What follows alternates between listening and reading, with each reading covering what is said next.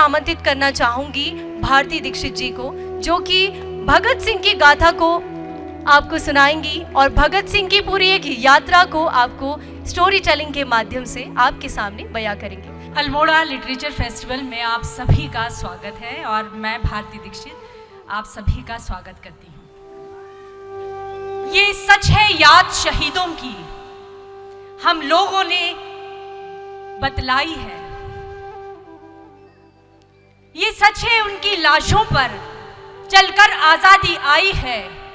वे अगर न होते तो भारत मुर्दों का देश कहा जाता। जीवन अपना बोझा होता जो हमसे ना सहा जाता।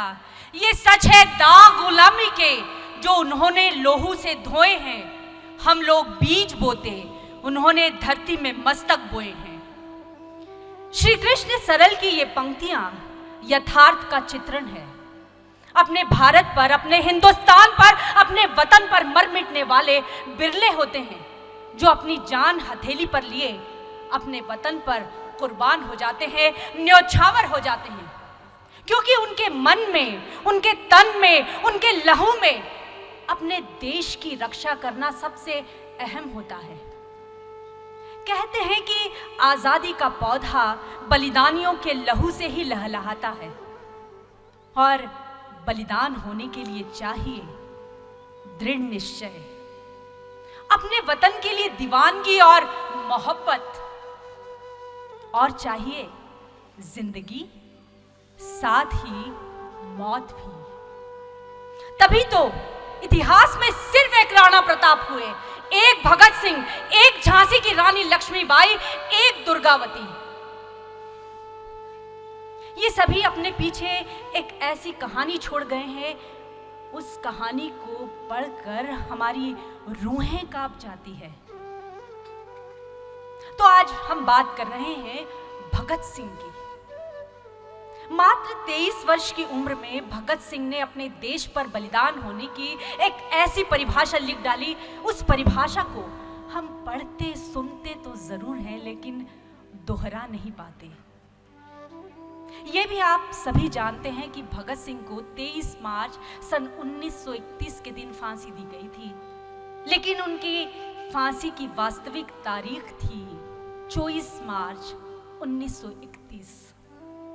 तो क्या सोच था, क्या उद्देश्य था कि भगत सिंह की यह फांसी की तारीख 24 मार्च के बदले 23 मार्च हुई? तो आज हम सुनते हैं उन्हीं भगत सिंह की दास्तान भगत सिंह की गाथा, शहादत की गाथा 23 मार्च होने की। सुनते हैं ये गाथा।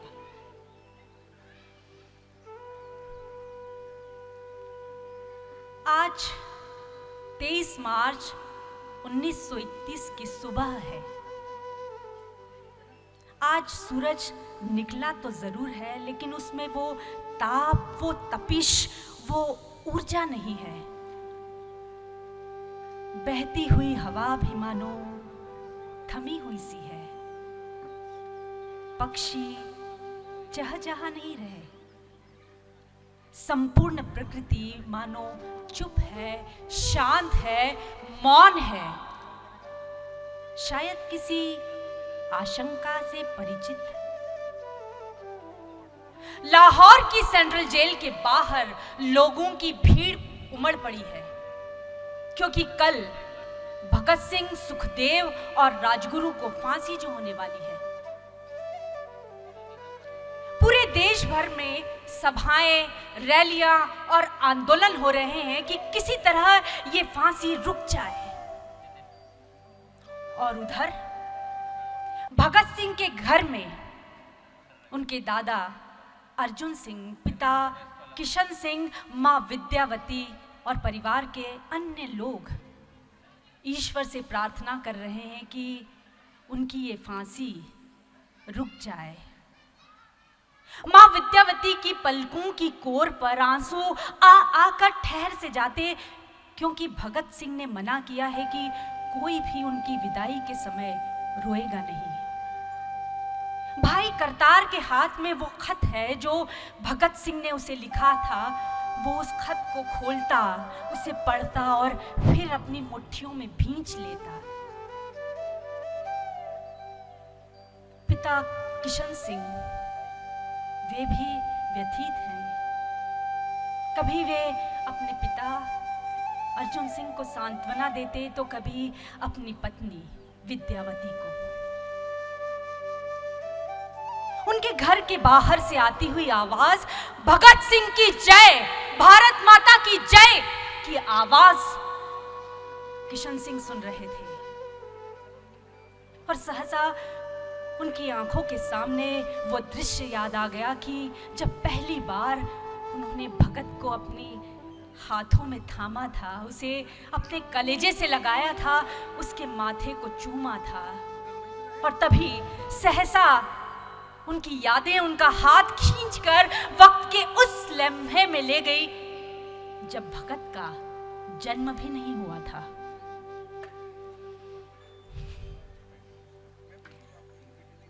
भारत पर समय समय पर अनेक आक्रमण हुए।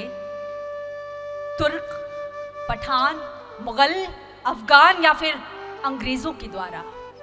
अंग्रेज भारत में व्यापारी बनकर आए और फिर शासक बन बैठे। धीरे धीरे अंग्रेजों का शिकंजा भारत पर कसता चला गया और वैसे वैसे हिंदुस्तानियों के मन में अंग्रेजों के प्रति आक्रोश बढ़ता गया और ये आक्रोश एक दिन विद्रोह बनकर फूट पड़ा सन 1857 की क्रांति के रूप में। इस क्रांति को हवा दी मंगल पांडे ने, किंतु अंग्रेजों ने उन्हें फांसी दी। 1873 में इस विद्रोह को, इस क्रांति को वासुदेव फड़के ने फिर से शुरू किया और 1885 में भारतीय स्वतंत्रता आंदोलन को संचालित करने के लिए एक राष्ट्रीय मंच के रूप में कांग्रेस की स्थापना हुई। किंतु कुछ समय बाद इसका विभाजन हुआ नरम दल और गरम दल के रूप में और अब समय था सन 1907 का। किसे पता था कि इतिहास में ये 1907 स्वर्णिम अक्षरों में दर्ज होगा। अर्जुन सिंह, किशन सिंह, अजीत सिंह और स्वर्ण सिंह भारत की आजादी के लिए काम कर रहे थे और आज तारीख थी 28 सितंबर सन 1907।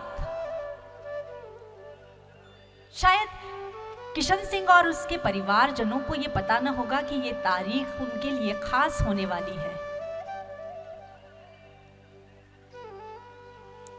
किशन सिंह अपने भाई अजीत सिंह के साथ जेल से छूटकर लायलपुरा के गांव बंगा पहुंचे जो अब पाकिस्तान में है। जब वे घर पहुंचे तो उन्हें पता लगा कि उनकी पत्नी विद्यावती ने एक पुत्र को जन्म दिया है। नन्हे बालक के दादा और दादी बेहद खुश, क्योंकि घर में नन्हे पुत्र का आगमन और दूसरा किशन सिंह और अजीत सिंह जेल से छूटकर घर लौटे।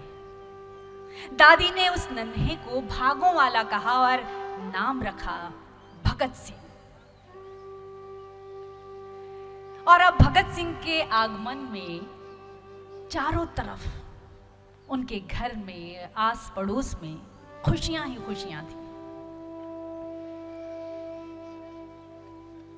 तो भगत सिंह के दादा अर्जुन सिंह, पिता किशन सिंह और चाचा अजीत सिंह और स्वर्ण सिंह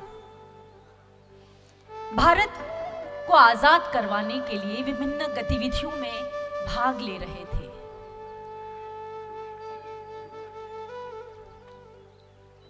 तो भगत सिंह का पूरा परिवार देशभक्ति के रंग में रंगा हुआ था और भगत सिंह उस देशभक्ति के रंग में आकंठ डूबे हुए थे। एक किस्सा हुआ। भगत सिंह जब 3 साल के थे और खेत में कुछ तिनके बो रहे थे, उनके पिता ने पूछा कि क्या कर रहे हो पुत्र? मैं खेत में बंदूकें बो रहा हूं और उन बंदूकों का क्या करोगे? उन बंदूकों से अंग्रेजों को देश के बाहर भगा दूंगा। तो यह किस्सा, ये वाकया ही भगत सिंह के जीने की, उनके जीवन की दिशा और दशा तय कर देता है।